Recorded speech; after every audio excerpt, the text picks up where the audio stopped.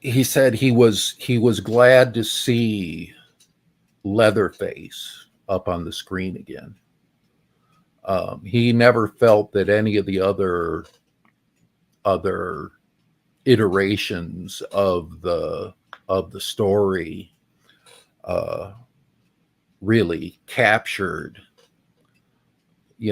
who Leatherface was to them, and